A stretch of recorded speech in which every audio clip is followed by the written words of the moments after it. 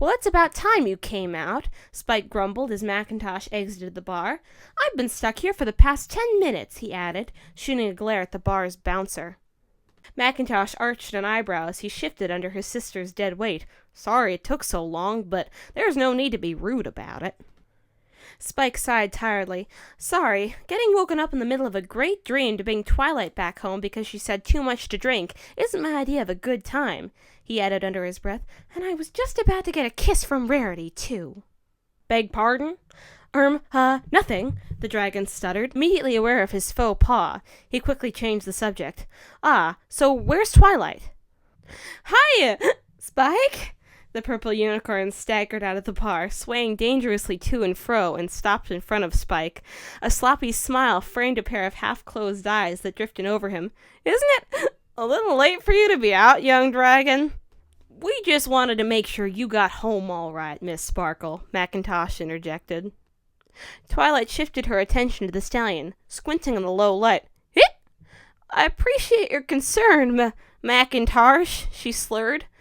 But why would I need help getting home? Because you're drunk, Spike said, nonplussed. I'm not so drunk as you think I am, she replied, slightly indignant. In fact, I'll prove it. I'll walk back to the library all by myself.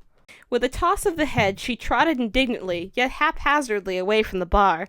Spike buried his face in his hands, while Macintosh shifted his ever-present haystack in his mouth. You're gonna be all right getting her back home? Spike let out an annoyed sigh. Yeah, I think so. I just have to make sure she doesn't walk into the wrong house. He paused, looking down the road, so he didn't lose sight of her. Or the pond, he added as he took off running. Twilight! What? The library's that way. Spike pointed a finger towards the other street. Twilight looked that way. I know that. I was just proving that the shortest distance between 2 points is a curve instead of a straight line. Oh boy. See you later, Big Mac. See ya. Macintosh looked behind him to make sure his sister was still slung over his back, which she was, and saw Fluttershy jabbing away to the bouncer, who appeared to be growing very uncomfortable with the Pegasus before him.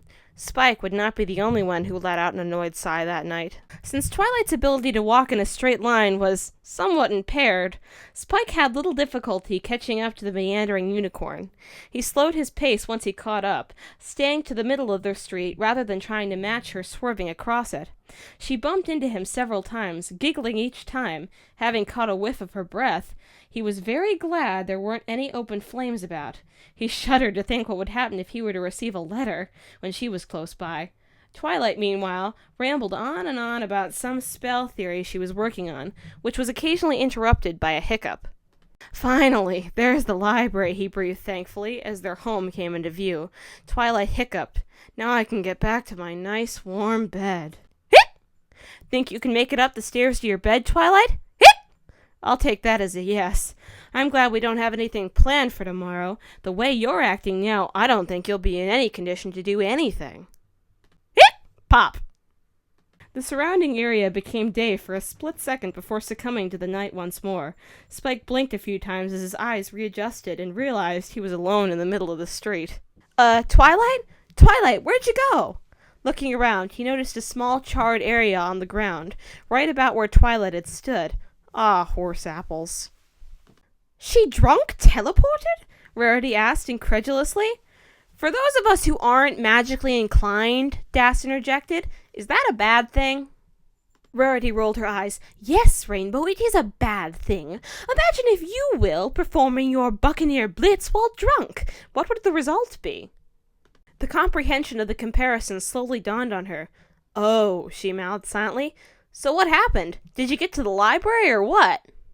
I believe this is where I take over the narrative. All eyes turned wonderingly to the Moon Princess. Twilight groaned loudly. Princess Luna sat at the work table in her bedchamber, busily reading through a tome, documenting the peace and trade treaties from a century earlier with the Llama Kingdom on the western border. Even though she'd been at home for nearly 2 years, she was still catching up on all the events of her missing a millennium, and slowly taking over her duties as nocturnal princess from her sister. Her job of guiding the moon and stars was easy. Researching history and law to recover her executive and academic duties was a far more daunting task. A sudden, bright flash lit up her room and stole her attention away from the tome. She immediately recognized it as a teleportation spell and feared the worst. "Zounds! Intruder! Alarm! Alarm!" she shouted, her horn glowing a brilliant blue in preparation for whatever the intruder would do. Twilight stumbled in confusion, glancing around the room with a furrowed brow. "This isn't the library? Oh, Luna!" she exclaimed happily, upon noticing the princess, and trotted up to her to give her a hug. "It's so good to see you again." Needless to say, getting hugged by a drunk, affectionate student was not on Luna's possible threats from intruders list. As it was, the glow from her horn slowly died as she tried to comprehend the situation. It's good to see you too, Twilight Sparkle, if not very much unexpected," she said, awkwardly returning the hug. The doors to her room burst open as the 2 Grey Night Guard Pegasi rushed in, ready for combat. "Princess Luna, are you all right?" the first one, Silver Cloud, asked, while the second, Nightwing, scanned the room for anything out of the ordinary. Their eyes came to rest on the purple unicorn hugging their charge, and their anxiousness turned to confusion. "Hi, Nightwing! Hi, Silver!" Twilight waved to them. Since she had spent so much time of her life in and around the palace, she'd gotten to know many of the royal guards. "Miss Sparkle?" Nightwing nodded hesitantly in return. "I am quite all right, thank you, Captain. I apologize for the false alarm. I was not expecting Miss Sparkle, and she startled me." "Oh, I'm sorry, Luna. I didn't mean to. Oh, wow. Look at all these books." She disengaged from the princess and stumbled excitedly over to the bookshelf that ran across the entire wall and up to the high, vaulted ceiling. "Is this your personal collection? Oh, I've never seen that title before. At least, not at the Academy. The 2 guards exchanged confused looks and approached Luna, who appeared quite perplexed at the whole situation. "Your Majesty, would you like us to take her into one of the guest rooms?" Silver asked. Luna pondered for a minute. "Thank you, Captain, but I don't think such action will be necessary. Twilight Sparkle is Celestia's personal student. How much trouble could she be?" "I don't know. I don't think she's ever been drunk before," Silver pointed out. Pop! Once again, the room was enveloped in a bright flash, causing all present to cover their eyes against the ocular onslaught. Once the flash had passed, they looked up to where Twilight had been standing, only to find a small charred mark on the floor. Luna was aghast. "Fie! She teleported!" She swirled around to her guards. "Quickly, search the palace guards for her. She may be in peril." "In peril?" Silver asked in confusion. Luna explained quickly.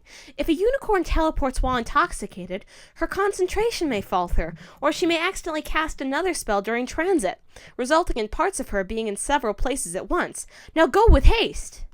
"Yes, ma'am." Silver and Nightwing, both somewhat paler after hearing the explanation, snapped to attention and galloped into the hallway.